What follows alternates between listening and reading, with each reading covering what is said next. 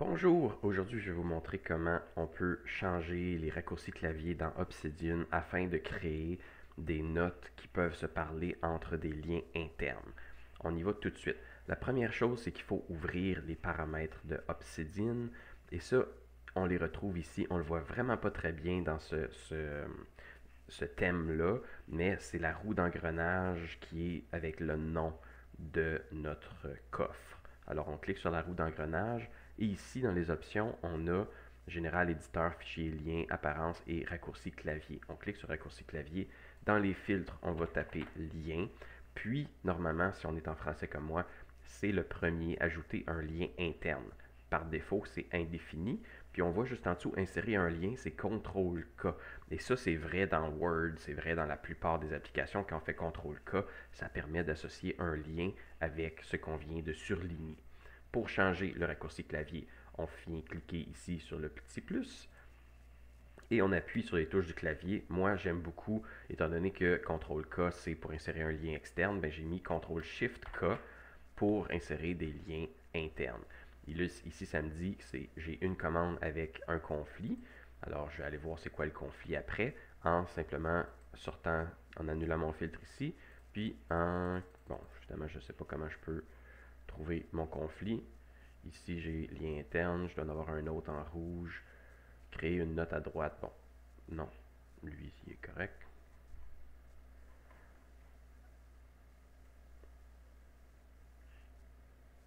Insert, bon, ici, c'est parce que j'ai mis la même chose dans Excalibur. Insérer un lien vers un fichier, parce que pour moi, c'est un lien interne, donc je ne vais pas changer ça, étant donné que c'est dans deux applications, une dans Obsidian, l'autre dans Excalibur.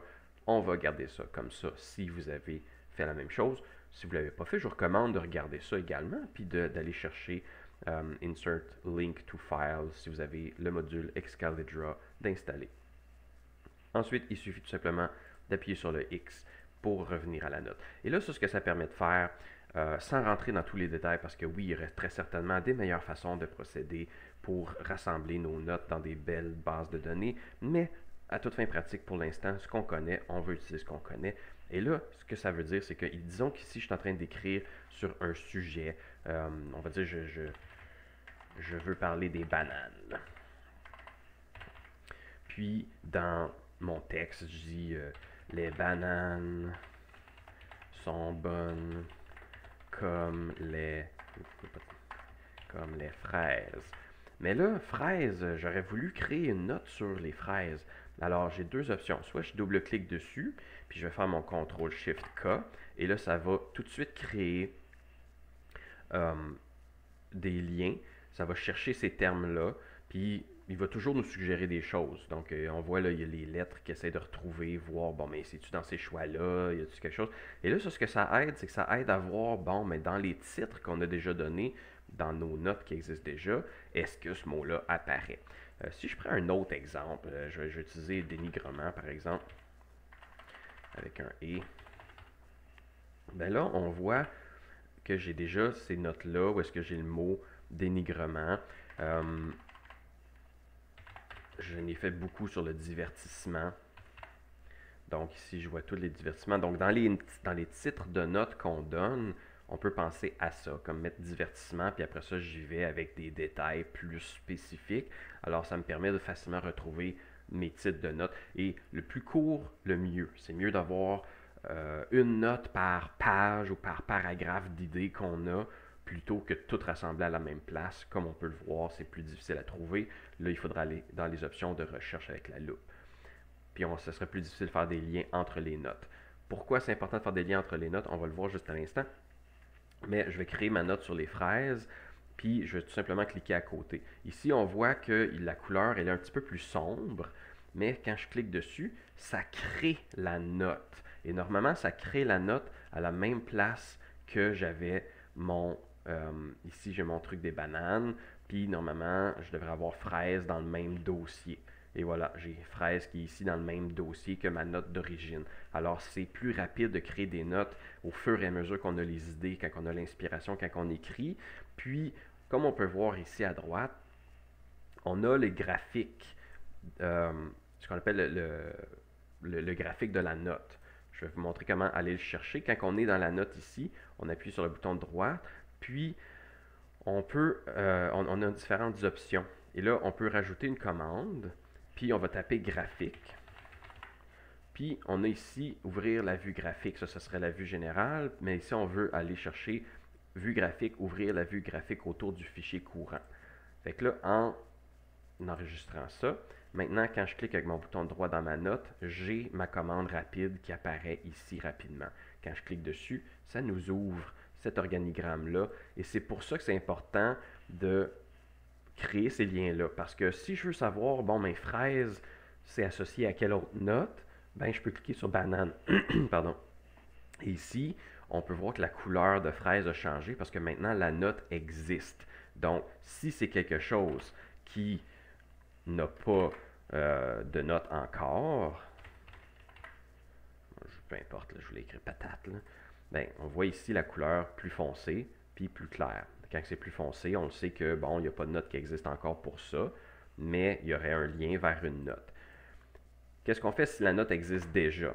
Là, on va commencer avec CTRL-SHIFT-K, ça ouvre les brackets, et là, on peut taper ce qu'on veut. Ça va commencer à chercher dans ce qui existe déjà.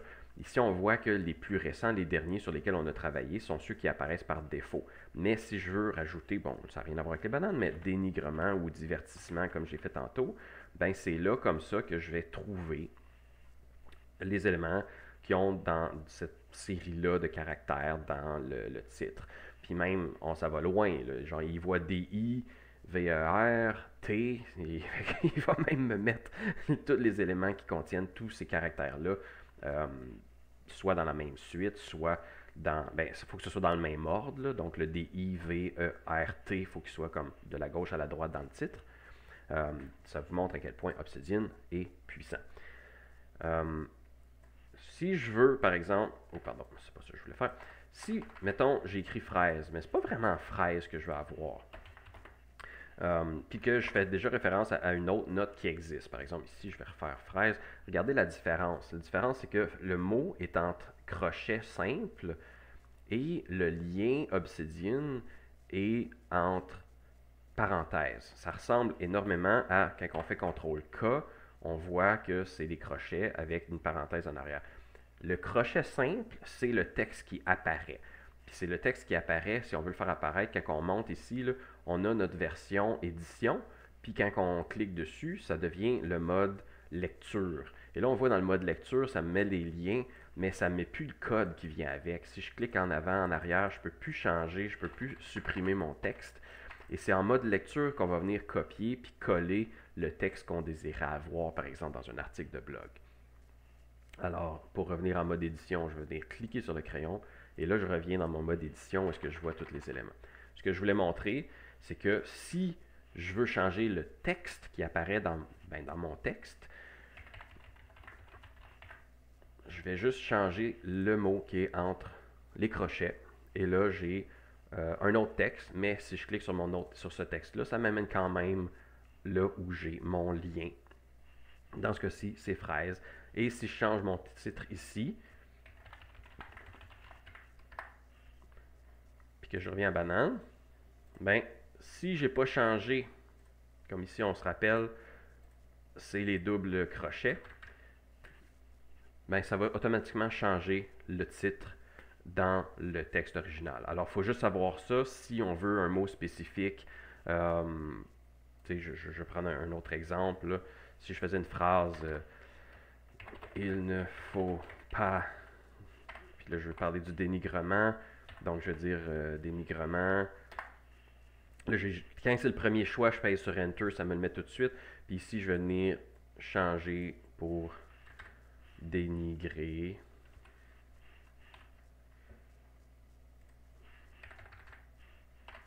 Voilà, il ne faut pas dénigrer.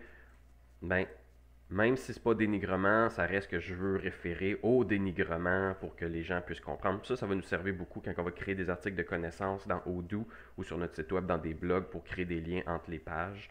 Ça va nous permettre de voir les liens ici, puis d'emporter les gens vers les liens qu'on aura juste besoin de changer.